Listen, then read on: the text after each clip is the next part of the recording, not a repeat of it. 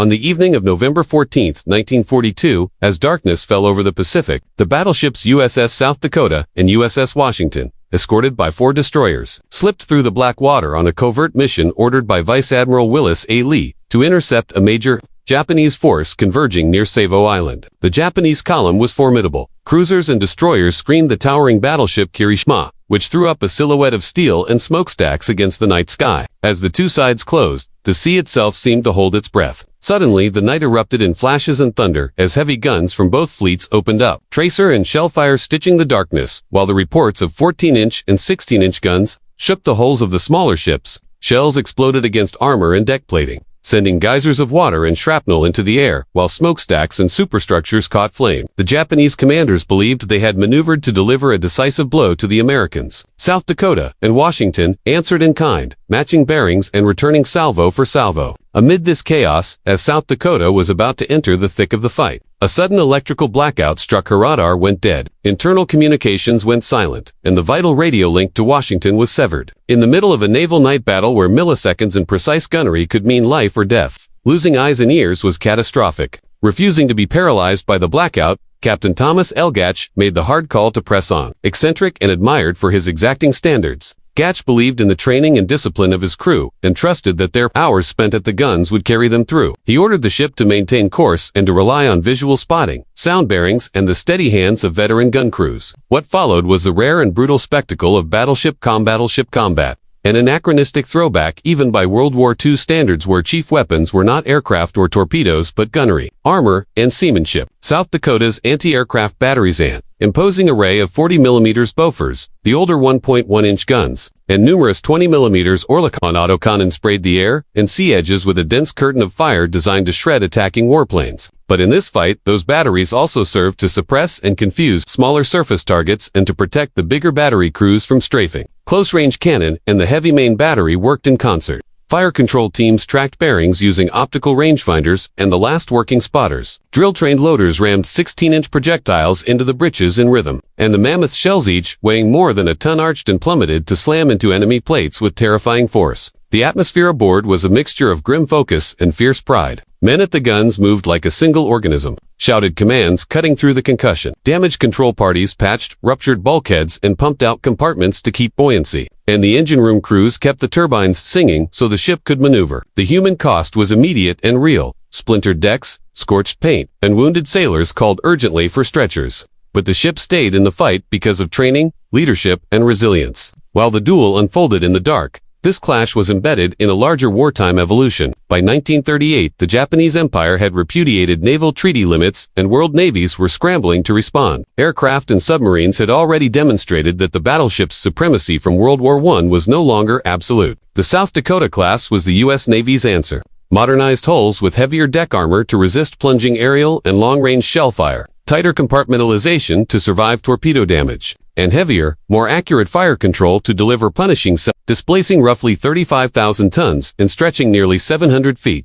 South Dakota was the heaviest American battleship constructed to that date. She was also comparatively fast for her size, capable of 27 knots, intended to operate with carrier task forces, where speed and staying power mattered. Her crew complement officers and enlisted men together, numbering in the thousands, lived the contradictions of 20th century naval life. Disciplined routine, punctuated by the violence of battle, clotted with the small comforts sailors devised to keep morale cards, letters from home, the occasional cracked joke in the mess amid the ever-present tedium of watch standing and maintenance. Captain Gatch, who had no prior combat record but who possessed an obsessive devotion to gunnery, transformed daily life aboard into a perpetual exercise in readiness. He summoned the men repeatedly to battle stations for live drills, had the gun crews practice loading and firing drills until their motions were muscle, and insisted on relentless maintenance of sights, barrels, and hoists so that when the moment came, the ship's gunnery would be decisive. The payoff for such discipline was immediate in the heat of action. When optical spotting and manual adjustments replaced electronic aids after the blackout, the practiced reflexes of the crew allowed South Dakota to continue delivering accurate, sustained fire under conditions that would have paralyzed a less prepared vessel. The tactical lesson of that night is an echo into our present-day digital age. Warfare has shifted in many domains, from steel on steel to data on data, from gunfire to code and espionage. And yet the core needs remain: detection, resilience,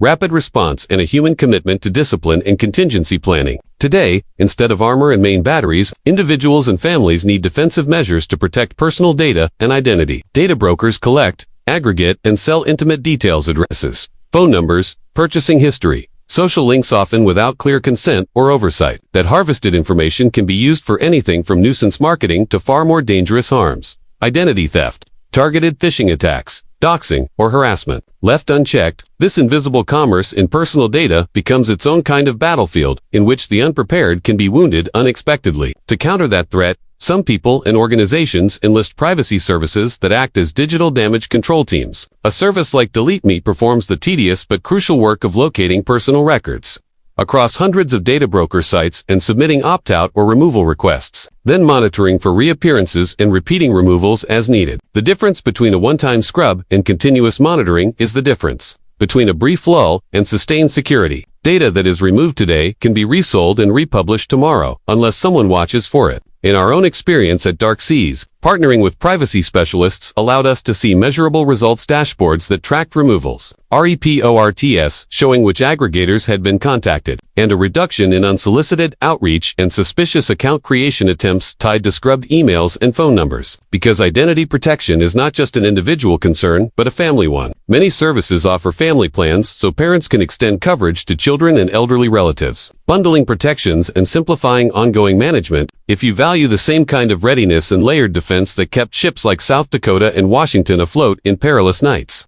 investing in continuous privacy protection is the modern equivalent. Beyond the tactical and technical, there are broader human stories behind these steel and silicon defenses. The men who served aboard South Dakota were often ordinary people, mechanics, clerks, farm boys thrust into extraordinary roles by wartime necessity. They forged deep bonds in cramped berths and on the hot decks, exchanged letters and mementos with loved ones, and carried memories of ports of call and comrades lost in action. Similarly, today, families and communities build networks of trust and practical routines, password managers, two-factor authentication, cautious sharing habits that help inoculate them from opportunists. Wartime shipbuilding, hurried, as it was by escalating tensions between America and Japan, produced vessels that reflected an industrial urgency. Yards worked around the clock. Welders and riveters raced timetables, and secrecy shrouded many launch events, which were sometimes closed to the public for security reasons. South Dakota's launch and fitting out in 1942 occurred against that backdrop. The nation mobilized, training kits were distributed, and sailors boarded for a voyage that would test their training almost immediately in the crucible of combat. After commissioning, in the brief window of shakedown operations, when crews ran systems and corrected faults, South Dakota sailed into the war with a complement of roughly 1,800 officers and men, each person a vital component of a larger machine. Those onboard responsibilities ranged from the intensely technical, maintaining gun elevation motors and rangefinder optics, calibrating gyros and fire control computers, to the human, watch rotations, morale-building medical care in cramped sick, and the careful choreography of damage control parties who practiced contingencies for fire, flooding, and structural breaches. Each successful drill reduced the margin for catastrophic failure when a shell found a weak spot. The convergence of technology, training, and leadership on November 14th produced outcomes shaped as much by human resolve as by steel. The blackout that might have crippled a lesser crew instead became a proving ground. Visual spotting, and the disciplined cadence of practiced gun crews allowed South Dakota to remain a lethal actor in the battle. The ship's ability to take punishment, respond to new threats, and keep its guns in action was a testament to the investment in armor, armament, and most importantly, people. That night, the sea kept its own ledgership's guard. Crews tested, heroes and casualties recorded in sailors' logs and dispatches that would shape after-action reports and future tactics. The lessons learned informed improvements in training, damage control, and the interplay between electronic sensors and manual seamanship, lessons that resonate in non-military domains today, where over-reliance on a single system without redundancy invites failure. Bringing the story around to the present, protecting oneself online requires the same layered thinking. Combine privacy services with personal hygiene, strong, unique passwords, up-to-date software, skepticism toward unsolicited contacts, and a willingness to audit one's digital footprint. For those who want help delegating the grunt work, privacy removal and monitoring services can serve as proactive defenders that reduce the noise and the risk. If you want to extend these protections to family members, look for plans that allow centralized management and recurring monitoring so data does not quietly drift back into circulation. For convenience, some organizations provide discounts or promo codes to try services useful for families considering a first-time enrollment. But remember that promotional enrollment should be paired with ongoing personal security habits. In short, The saga of South Dakota and her crew built fast, trained hard, and tested in the heat of night offers a clear metaphor for modern privacy. Build strong defenses, train consistently, expect electronic aids to fail, and rely on practiced human response when contingencies arise. Whether at sea with roaring guns or online with layered privacy tools, resilience comes from preparation, teamwork, and vigilance. Nicknamed Gunpowder Gage. Captain Thomas L. Gage was a figure of contradictions whose personality stamped itself on both ship and crew. He was at once eccentric and exacting, a student of Shakespeare and Civil War lore who cared deeply about combat readiness but little for naval pageantry. Uniforms could be relaxed, hair unkempt, and the ship often had a lived-in, grimy look. Yet every gun, hoist and fire control mechanism was kept to the highest standard. That apparent looseness fostered an unusual esprit de corps sailors called wild men. By some observers developed fierce loyalty to one another, and a kind of rugged pride that made them defensive of the South Dakota and of the ship's reputation. Gage's leadership style was not permissive in the sense of laxity. It was pragmatic and human. He traded some outward polish for an emphasis on competence, muscle memory, and initiative, believing that a crew comfortable enough to think freely and act without constant micromanagement would perform better under the stress of sudden battle. His insistence on relentless gunnery drills, constant maintenance cycles, and frequent damage control exercises turned a mixed group of green recruits and seasoned hands into a cohesive fighting machine. Men learned to trust the man next to them. Loaders and rammer crews moved as if choreographed. Rangefinder teams called corrections and crisp, practiced cadence. And damage control parties could seal a breached compartment in minutes because they had rehearsed the choreography until it was second nature. The small daily rituals aboard South Dakota polishing sites at odd hours, oiling bearings before dawn watches, the quiet swapping of letters and pocket trinkets fed into the larger war effort. On long transits, the ship's routine alternated between tedious maintenance and intense bursts of training that could be exhausting but ultimately saved lives. When the ship struck a reef en route to the Solomon Islands and limped into Pearl Harbor for repairs, the delay was a bitter frustration but also an opportunity. Shipyard crews replaced and upgraded anti-aircraft batteries, installing 40mm quad Bofors that would dramatically improve the ship's close-in defensive capabilities. For a crew that had been drilled to the point where gunnery responses were muscle memory, having improved weapons was like giving a champion athlete better equipment.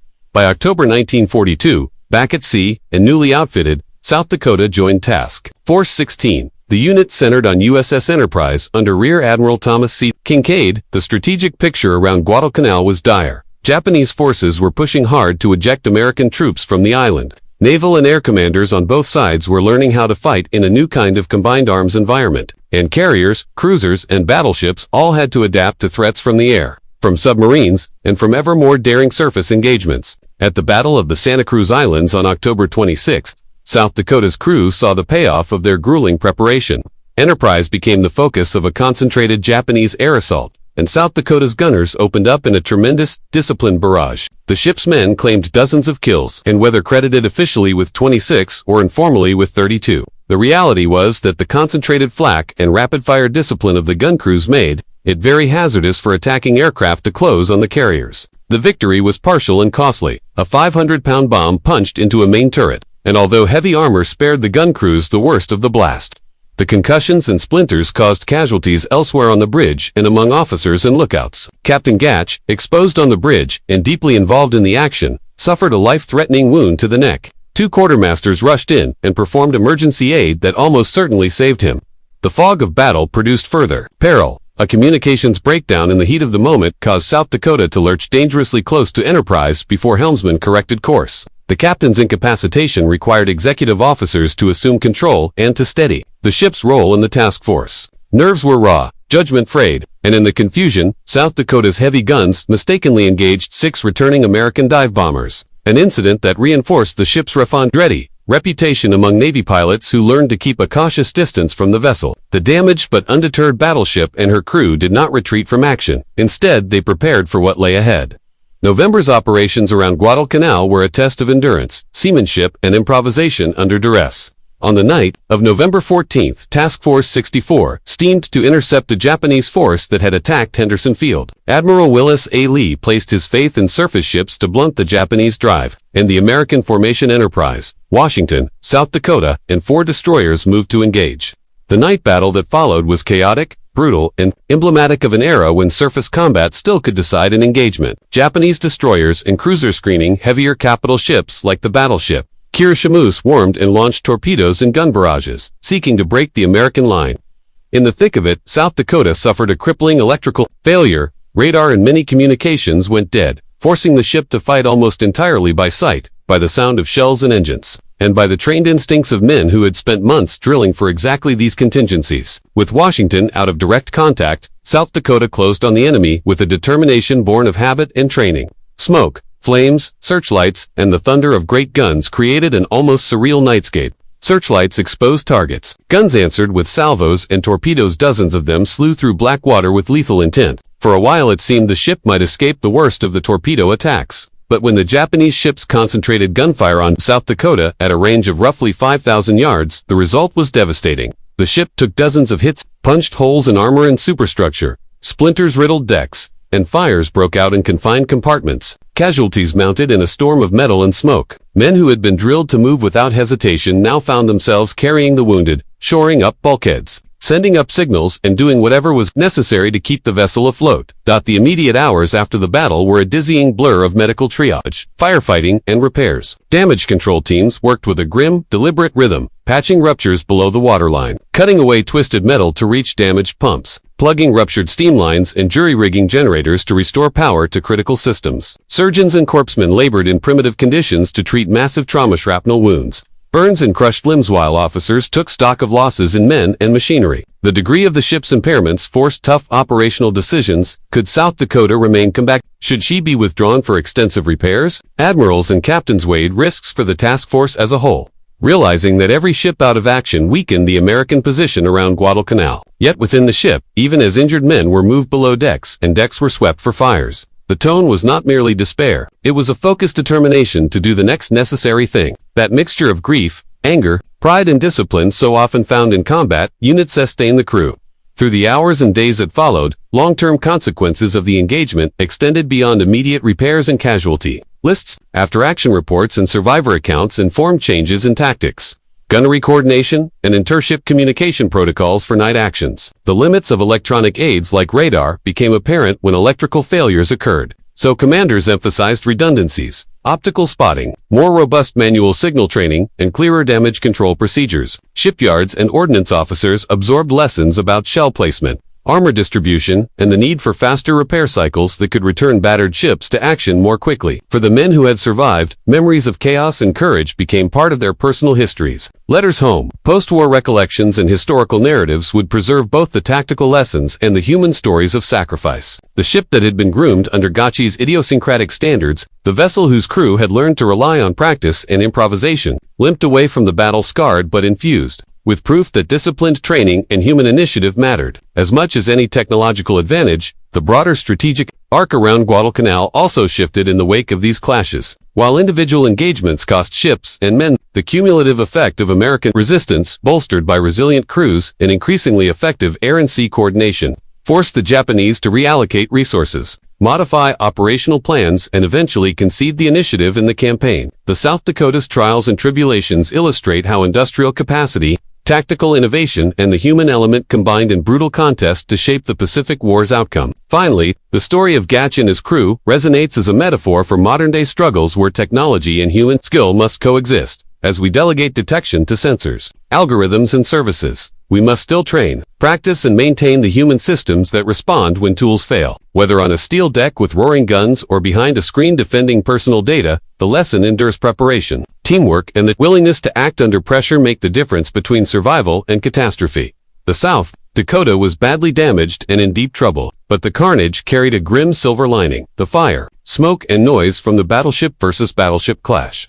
illuminated enemy dispositions and allowed Washington to pick out the positions of the Japanese formation. In swift retribution for their beleaguered comrade, Washington poured salvo after salvo into Hiroshima until that proud ship became a towering inferno, while the battered South Dakota, taking advantage of the confusion she had helped create, fought for speed and slipped away with as many of her systems as still functioned. The surviving Japanese ships, many with serious damage, also broke off. The night's violence left the sea strewn with wreckage and the air hung with acrid smoke and the metallic taste of spent cordite. At dawn, at the agreed rendezvous point, Anxious eyes on Washington scoured the horizon for the familiar silhouette of their sister ship. Fatigue and hope braided through every lookout's observations until, at the appointed hour of 9 in the morning, the battered but indomitable South Dakota steamed into view and rejoined the task force that had not abandoned her. The relief aboard Washington was palpable. Men who had expected to find nothing more than a ghost of steel instead saw a living hull in the tattered standard of a crew that had refused to surrender. The damage South Dakota sustained, however, was such that immediate withdrawal and major repair were unavoidable, and she was ordered back to the mainland for extensive work. At the Brooklyn Navy Yard, the ship, her officers, and her crew received intense attention from a press corps eager for heroes and dramatic copy. Photographers tried to capture the gouges in armor and the soot-streaked faces of men who had seen too much in one night. For the sailors themselves, scene after scene of medical treatment, hull assessment, and the slow, noisy work of restoration replaced the adrenaline of combat. Across the ocean, the Japanese High Command and many aviators believed otherwise, that South Dakota had gone to the bottom in the Second Battle of Savo Island or had been lost earlier at Santa Cruz, and American naval intelligence, recognizing the operational advantage, quietly cultivated that confusion. For months, the ship acquired an almost mythic anonymity in dispatches and intercepts, referred to in some official traffic as Battleship X. A nameless titan, the enemy assumed sunk. Reporters and official communiques sometimes called her merely the nameless battleship. But among the sailors who had bled and drilled aboard her, she remained dear old Soda, a name uttered with affection, exasperation, and pride. After roughly 2 months in dock and under a new commanding officer, Captain Lynn McCormack, South Dakota returned to sea. In the summer of 1943, she steamed north to the Atlantic to join Allied preparations to neutralize the Kriegsmarine's most dangerous surface threats. Planners eyed the battleship Tirpitz as a strategic menace that could sever convoy routes and force costly rerouting. Allied strategy swung between direct sorties, carrier strikes, and clever baiting operations designed to lure Tirpitz into a decisive engagement. South Dakota and a handful of other fast American battleships were loaned to that effort because their speed and firepower made them useful bait and protection. But complex weather, shifting intelligence, and the cunning of German planners meant the hope for duel never came to pass. After 2 months of pressing Atlantic duties, the decision was made to return the heavy ship to the Pacific, where momentum was building in the American favor and the need for escort and shore bombardment vessels remained pressing. Back in the Pacific, the battleship settled into a grueling rhythm of patrols, carrier escort, screening, and support for amphibious operations. From mid-November 1943 through June 1944, South Dakota played a role in strikes against Japanese positions in the Caroline Islands and provided vital anti-aircraft protection and surface fire support during the Marianas Campaign. The Marianas Campaign culminated in what contemporaries called the Marianas Turkey Shoot, where superior American fighter tactics and radar-directed intercepts turned Japanese air assaults into blood. Allied forces accounted for hundreds of enemy aircraft lost in a single series of engagements. Even so, South Dakota was not immune. On June 19, 1944, amid the storm of aerial combat, a 500-pound bomb struck her captain's quarters and inflicted serious injuries on more than 50 men. The damage required another refit and the replacement or augmentation of crews who had been lost or reassigned, and new faces joined the ship's complement. Among them was Olin Vernon Robinson, a journalist-turned-sailor, whose onboard journals and later recollections would provide an intimate chronicle of the ship's final wartime year. As the campaign moved into the late summer and autumn of 1944 and into 1945, South Dakota's tempo varied between periods of intense danger and stretches of monotonous but necessary duty, escorting carriers, providing anti-aircraft blankets, and occasionally turning her great guns toward shore targets to prepare landing zones. In late September, operations in the Marianas continued to be punishing. While the easternmost islands fell with minimal opposition, Peleliu presented stubborn and often savage resistance that ground down units and inflicted heavy casualties. Robinson wrote with a plain, almost haunted clarity about the nerves every man carried. Plans could unravel in an instant, and what began as a routine mission might erupt into an emergency for which the soulfully exhausted crew had to be instantly ready. Luck, preparation, and the grit honed in prior engagements kept the South Dakota sailors functioning through those months. By mid-1945, the nature of the fight had shifted. The U.S. Navy had wrested initiative from the Empire, and most surface actions had diminished in frequency as air power and blockade tightened. The South Dakota increasingly served as a carrier escort and as a platform for shore bombardment in the Philippines and around Okinawa, burning through ammunition and steaming long days to soften targets or to protect vulnerable carriers. On July 14, 1945, she took part in bombardment operations that struck the Japanese home islands, one of the rare times in modern naval history when large-caliber naval artillery was turned on the enemy's mainland. In the nights that followed, Shellfire was punctuated by the constant threat of kamikaze attacks, suicidal aircraft that sought to trade lives for damage. And on August 10, 1945, after a night when the ship had barely survived a kamikaze run, word reached the crew of the earlier atomic bombings at Hiroshima and Nagasaki. Robinson recorded how the mood, which had been taut with exhaustion and anger, snapped into a single, explosive reaction. At 20:55 on that night, the ship's company erupted into cheers and shouts, the confined decks filling with noise and disbelief as men realized that a drawn-out grinding nightmare might at last be over. The celebrations were raw and immediate. Sailors clung to one another, hugged in public places where such displays had been rare, and some wept for relief that was equal parts joy and shock. In the weeks that followed,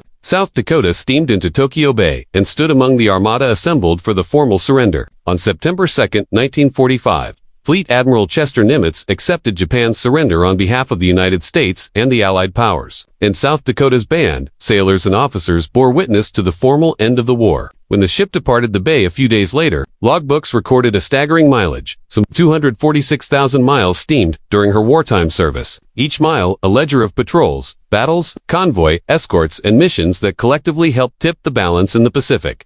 After the guns fell silent, the ship's legacy rippled through Navy culture and national memory. Veterans carried with them physical scars and mental images of close calls, comrades lost, and nights when the sea was a theater of white-hot violence. Public ceremonies, newspaper profiles, and the slow work of demobilization put faces and names to the actions that had once been reported in terse dispatches. The temporary cloak of anonymity naval intelligence had encouraged callinger. Battleship X became a footnote to a larger story about misinformation, secrecy, and the fog of war. For the men who sailed aboard her, that name mattered far less than the daily rituals that had kept the vessel alive. The endless polishing of instruments, the grinding practice of loading and firing, the damage control drills that turned panic into procedure. Finally, the story of South Dakota stands as a study in contrasts, industrial might and individual bravery, technological advance and human improvisation, the grand strategy of fleets and the personal courage of sailors who answered a bell much older than the machines they served. The quiet lessons of readiness: train until action becomes reflex, build redundancy so that failure in one system does not mean catastrophe, and maintain the human networks that turn ordered commands into life-saving deeds are as relevant on digital frontiers today